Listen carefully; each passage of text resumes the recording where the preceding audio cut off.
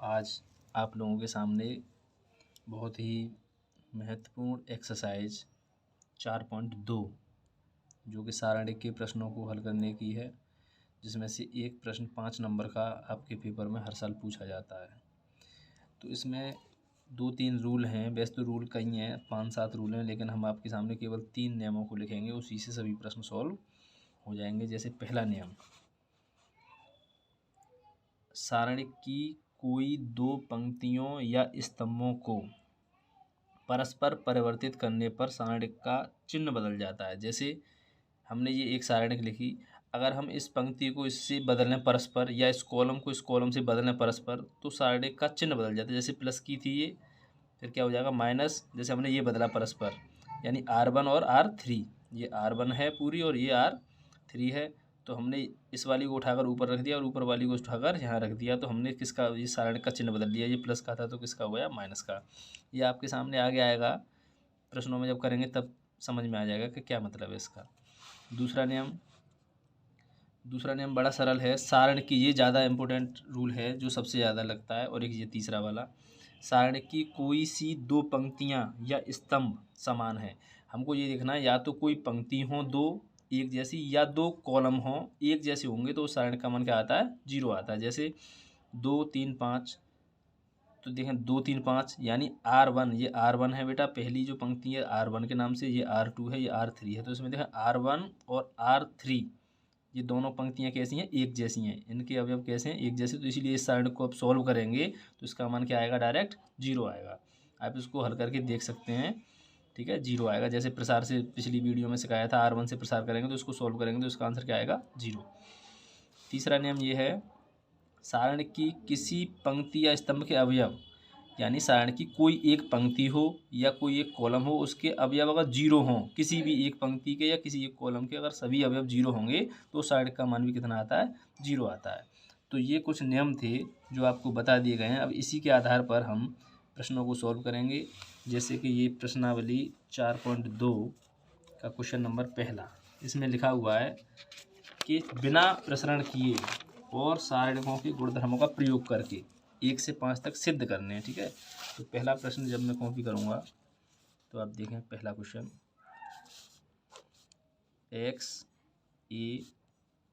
Plus a, y plus b और z c और z plus c, ये हमको सॉल्व करके सिद्ध करना है। ये कितना आना चाहिए, 0। अच्छा, इसमें ये बोला है कि इसका प्रसार नहीं करना है, केवल नियम लगाने और इसको नियमों के आधार पर 0 लेकर आना है। तो सबसे पहले हम देखें कि अगर इसमें हम इसे जोड़ें, ये कॉलम 1 है, सबसे पहले इसको सीखें। ये जो होते हैं ये कॉलम होते हैं इस प्रकार, ये कॉलम 1, कॉलम 2 और कॉलम 3, ये कॉलम है। और जो ये होती हैं ऐसे, ये पंक्तियाँ होती हैं R1, R2 और R3। तो मैं कॉलम 1 में अगर चेंजिंग करना चाहूँ, कॉलम 1, मैंने कॉलम 1 को C1 से दर्शाया है, कॉलम 1 में चेंजिंग करूँ, मैं कॉलम 1 में कॉलम 2 जोड़ूँ, कॉलम 1 यानी कॉलम ऐसे जुड़ेगा आपस में, ऐसे ये एक दूसरे से यूँ जुड़ेंगे, और पंक्तियाँ जोड़ता तो ये जुड़ते ऐसे आपस में, ऐसे जुड़ते पंक्तियाँ, ठीक है। तो कॉलम 1 में कॉलम 2 जोड़ूंगा और कॉलम 1 में चेंजिंग कर रहा हूँ, तो x में a जुड़ेगा तो क्या हो जाएगा बेटा, x प्लस a, ये वाली भी कॉलम जुड़ेगा तो y प्लस b और z प्लस c, और ये वाला a b, क्योंकि इसमें कोई परिवर्तन नहीं करना है, ठीक है, इसमें कोई परिवर्तन नहीं करना है, मैंने केवल कॉलम 1 में परिवर्तन किया है, कॉलम 1 में परिवर्तन किया है, ठीक है। अब देखें x प्लस, तो आपने ये देखा होगा, हमने कॉलम 1 में चेंजिंग की, कॉलम 1 में क्या चेंजिंग की, कॉलम 1 में कॉलम 2 जोड़ा है, ठीक है, x में a जोड़ा है तो x प्लस a, ये भी जुड़ेगा, पूरा कॉलम पूरे में चेंजिंग होगी, तो ठीक है, ये जुड़कर ये आ गया। तो अब ये पता चल रहा है हमको कि जो कॉलम 1 है, कॉलम 1 और कॉलम 3 समान है। कैसे हैं, समान है। कॉलम 1 के अवयव और कॉलम 3 के अवयव कैसे हैं, समान।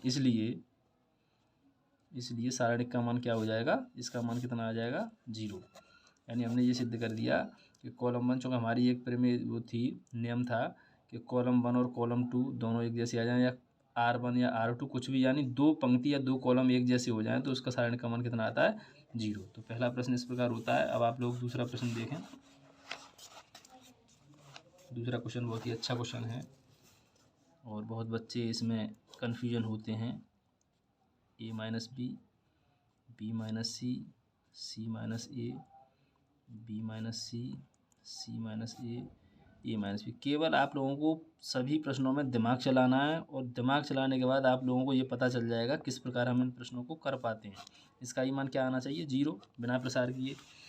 तो हम ये सोचें अपने आप कि अगर हम इसमें इसको जोड़ें और इसमें इसको जोड़ें तो क्या बनेगा। तो मैं इसमें देख रहा हूँ कि कॉलम 1 में चेंजिंग करूँ, कॉलम 1 में, और column 1 plus column 2 plus column 3, तीनों को जोड़ूं, यानी इस कॉलम में परिवर्तन कर रहा हूँ और किसके हिसाब से, इसमें इसको और इसको तीनों को जोड़ रहा हूँ। तो आपको दिखा रहा हूँ ये करके कि ए माइनस बी लिखा C1 प्लस C2 ये है B minus C plus C3 ये है C माइनस ए।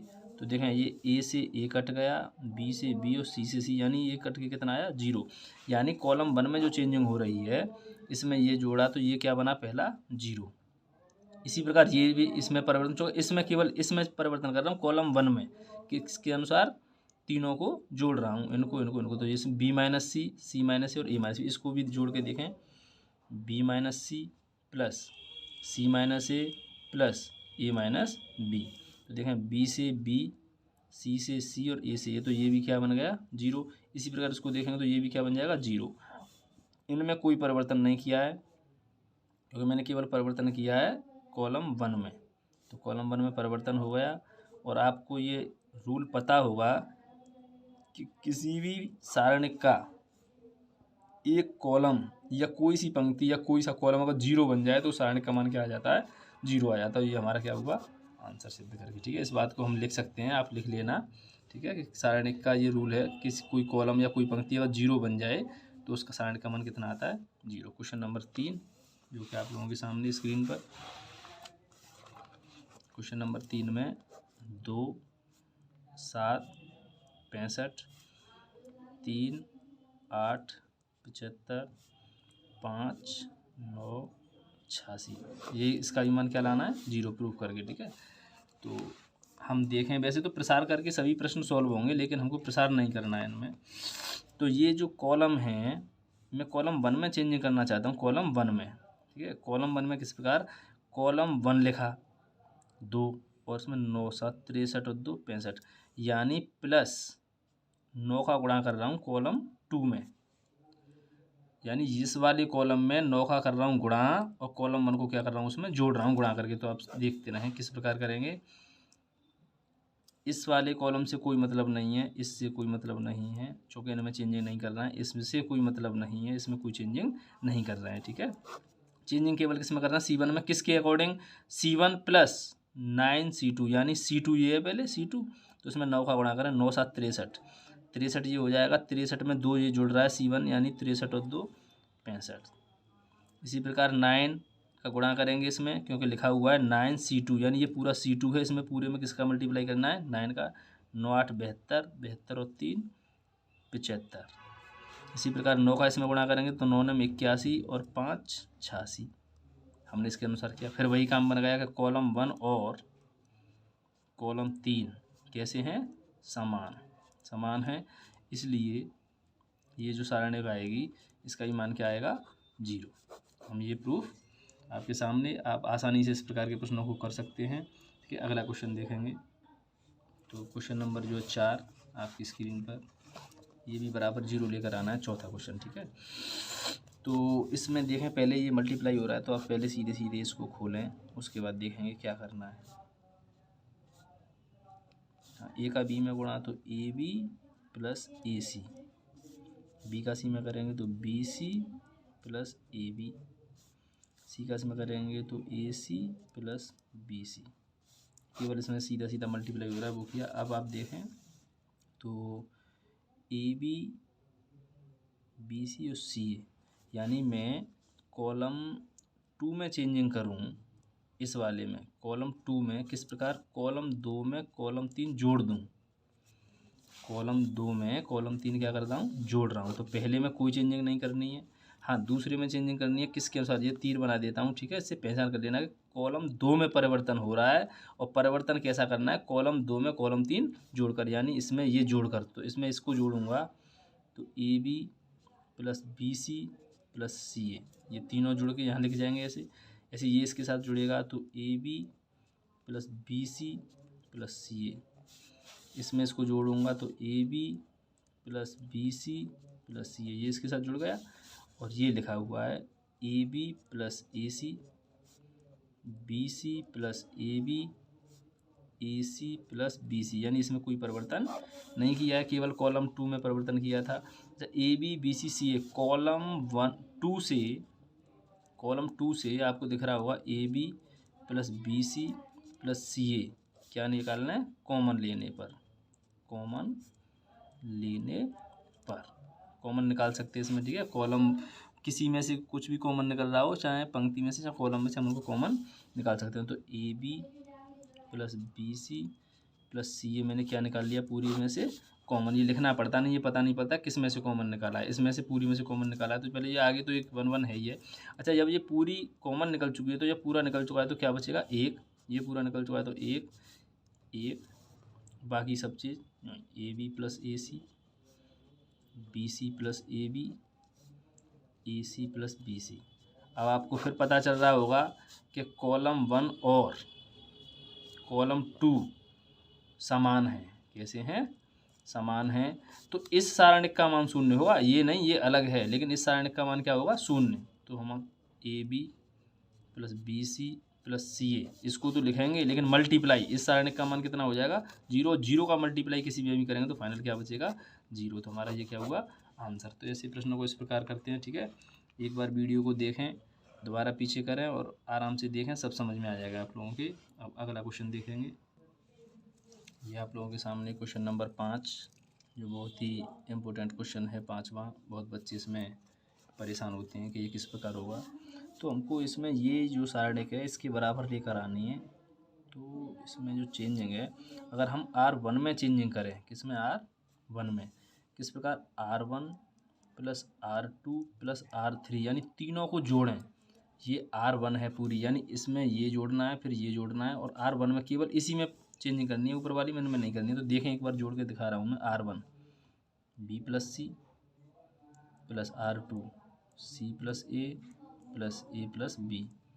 तो एक A और एक A, 2A और 2B प्लस 2C, तो 2 बाहर निकाल सकते हैं, यानी A plus B plus C। यानी हमने जब जोड़ा ये वाला पहले, तो क्या आया, 2A plus B plus C, ये मिला यहाँ। इसमें ये जोड़ेंगे, क्योंकि इनमें चेंजिंग नहीं करनी है, ये R2 है, ये R3 है, इनको यूँ ही उतारेंगे। इसमें चेंजिंग करें, जैसे ये वाला जोड़ना है इसके साथ, फिर ये वाला। तो यहाँ दिखा रहा हूँ आपको, Q plus R plus R plus P plus P plus Q। तो ये 2P है, 2R है, 2Q है, तो 2 बाहर निकल जाएगा। तो R plus P plus Q ये लिख जाएगा, यानी 2R plus P plus Q। इसी प्रकार ये वाले जोड़ेंगे तो इसमें भी 2 बाहर आ जाएगा, और क्या है, Y है, Z है, तो Y यानी X plus Y plus Z ये बचेगा, और बाकी सब ज्यों का त्यों, C plus A plus B, R plus P और P plus Q, Z plus X और X प्लस Y। अब आपको दिख रहा होगा R1 से 2 कॉमन आ रहा है, 2 कॉमन लेने पर, ठीक है। जब 2 कॉमन निकल आएगा तो क्या बचेगा, A plus B plus C, R plus P plus Q और X plus Y plus Z। यहाँ C plus A, R plus P, Z plus X, A plus B, P plus Q, बाकी सब चीज़ यूँ की यूँ उतारी हैं। अब देखें एक बार कि 2 तो चलो बाहर आ गया, हमारा प्रूफ में 2 बाहर आ रहा है। अब ये A कैसे बचे, हमको ये देखना है। ऊपर A और P और X अकेला बचे, तो ऊपर A कैसे बचेगा, यहाँ A, तो देखें यहाँ A B C आ रहा है, यहाँ C और A आ रहा है, या A और B, ऊपर A या केवल B बच जाए तो C और A है, यहाँ भी A और C है। तो इसमें से अगर मैं इसको घटा दूँ, यानी इसमें से इसमें से इसको घटा दूं, यानी R1 में चेंजिंग कर रहा हूँ। किस प्रकार? R1 में से R2, इसमें से इसको कम कर रहा हूँ। देखें किस प्रकार दिखा रहा हूँ आपको। R1 लिखें पहले A प्लस बी प्लस सी, और माइनस C, और माइनस का क्या हो जाएगा A, चूँकि माइनस लगाने से उसका चिन्ह बदल जाएगा, तो C से C कट जाएगा और A से A कट जाएगा, केवल क्या बचेगा B। तो ये पता चला कि R1 में चेंजिंग की, इसमें से ये घटाना है तो कितना बचेगा बेटा? केवल B। अच्छा, इसमें से इसे घटाएंगे तो R और P कट जाएंगे, R और P कट जाएंगे, केवल क्या बचेगा? Q। उसी प्रकार का जैसे यहाँ किया है, इसमें से इसे घटाएंगे तो Z और X, और Z और X कट जाएंगे, केवल क्या बचेगा? Y। और बाकी जो ये हैं इनको को फ़िलहाल अभी यूँ ही रखें, क्योंकि समझ में तो आ जाएगा किस प्रकार हम काम कर रहे हैं। ठीक है, बड़ा प्रश्न है थोड़ा और समझने लायक क्वेश्चन है। x plus y. अब आप देखें कि यहाँ पर अब हमको लेकर आना है, जैसे प्रूफ हो रहा है हमारा बी क्यू वाई तो आ गया, b q y a p x के इस प्रकार आएगा, तो ए, केवल ए बचे। तो देखो इससे काम बन सकता है, ये बी है या ए प्लस बी है। अगर मैं इसमें से यानी R3 में परिवर्तन करूँ और R3 में से इसमें से केवल R1 को घटाऊँ, ठीक है, तो देखें क्या बचता है। दिखा रहा हूँ एक करके, यहाँ क्या बचेगा? R3 ए प्लस बी है, और ए प्लस बी में से क्या घटाना है मुझे? केवल बी। सो बी से बी कट जाएगा, केवल क्या बचेगा? ए। इसी प्रकार इसमें से अब ये घटाऊंगा तो क्या कट जाएगा? क्यू कट जाएगा, केवल क्या बचेगा? पी।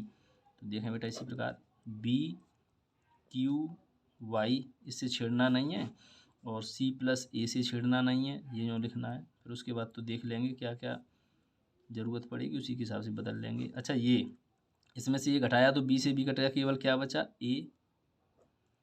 इसमें से इसे घटाऊंगा तो क्यू से क्यू कट जाएगा, क्या बचेगा? केवल पी। इसमें से इसे घटाऊंगा तो क्या बच जाएगा? एक्स। तो हमारा 2 बन चुकी हैं। अब तीसरी जो बनेगी वो ए, इसमें से इसको घटा देना तो क्या बच जाएगी? सी। ठीक है, तो मैं इसको यहीं कर दे रहा हूँ, ध्यान से समझें। तो मैं क्या काम कर रहा हूँ देखें, R2 में चेंजिंग कर रहा हूँ। किसमें? R2 में। इधर उतार लेना आप। R2 में चेंजिंग किस प्रकार में? R2 में से R3 घटा रहा हूँ, समझ में आई? यानी इसमें से इसको कम करूँगा तो ए से ए कट जाएगा, इसमें पी से पी कट जाएगा, और एक्स से एक्स कट जाएगा। ठीक है, तो देखो 2 बी क्यू वाई और R2 में चेंजिंग घटाएं, इसमें से इसको घटाएं तो केवल क्या बचेगा? सी। इसमें से इसको घटाएंगे तो क्या बचेगा? आर। इसमें से इसे घटाएंगे तो क्या बचेगा? जेड। और हमारा ए पी एक्स ये है ये। अब आंसर में हमने देखा कि हमारा आंसर नहीं मिल रहा है, हमारा ए पी एक्स ऊपर है और यहाँ पर ए पी एक्स कहाँ है? नीचे। तो केवल आप इसको बदल लें, ए पी एक्स को ऊपर पहुँचा दें तो सारणी का चिन्ह बदलेगा। ये हम पहले बता चुके हैं, जब पंक्ति परस्पर बदलेंगी तो सारणी का चिन्ह बदलेगा। तो मैं यहाँ लिख दे रहा हूँ R1 किससे चेंज कर रहा हूँ? R3 से। परस्पर चेंज कर रहा हूँ तो साइन बदल जाएगा, माइनस लग जाएगा। ठीक है, 2 तो है ही है, तो ऊपर पहुँचा दें ए पी एक्स, और जिस सी वाला तो यहीं रहेगा, आर यहीं रहेगा, जेड यहीं रहेगा, और जो ऊपर वाला है वो सबसे कहाँ आ जाएगा? नीचे। B q y. ठीक है, लेकिन अभी आंसर नहीं आ रहा है। हमारा आंसर ये आ रहा है बी क्यू वाई बीच में आ रहा है, और हमारा बी क्यू वाई कहाँ आ रहा है? नीचे। तो बी क्यू वाले को यहाँ पहुँचाएं, यहाँ से इसको लाएँ तो फिर सारणी का चिन्ह बदलेगा, और सारणी की जो माइनस लगी हुई है अब की बार किसका हो जाएगा? प्लस का हो जाएगा। ठीक है, तो फिर देखने आप समझने के लिए उद्देश्य से यहाँ कर दे रहा हूँ, आप अपनी कॉपी पर अलग उतारें। अब किसको बदल रहा हूँ? इस वाली को यहाँ ले रहा हूँ, यानी R2 और R3 को परस्पर बदलना है। ठीक है, R2 और किससे बदलना है? R3 से। तो अब साइड का फिर चिन्ह बदलेगा, यानी पहले माइनस का था, अब किसका हो जाएगा? प्लस का। ए पी एक्स से कुछ नहीं करना है, केवल ये आपस में बदलना है R2 और R3, यानी बी क्यू वाई ऊपर आ जाएगा, बी क्यू वाई, और सी आर जेड नीचे, सी आर जेड। ये हमारी सारणी का आ गई। और एक बार सारणी का चिन्ह। अब देखें प्रूफ में क्या था? A p x b q y c r z, और यहाँ प्लस का 2 था, यहाँ भी प्लस का 2 है। तो हमारा ये सवाल क्या हुआ? प्रूफ हुआ इस प्रकार। ठीक है, एक बार दोबारा समझ लें, ये 2 बार हमने परस्पर परिवर्तित किए, इसलिए एक बार साइड का चिन्ह बदला, फिर दोबारा परस्पर पंक्ति चेंज किए तो फिर दोबारा साइन बदला, और ये प्लस का आ गया। तो ये हमारा क्या हुआ? प्रूफ। तो आप लोग इस प्रकार इन प्रश्नों को करेंगे। अभी मैंने 5 तक क्वेश्चन कराए हैं, और 6 के बाद आगे वीडियो दूसरी में प्रश्न डाले जाएंगे।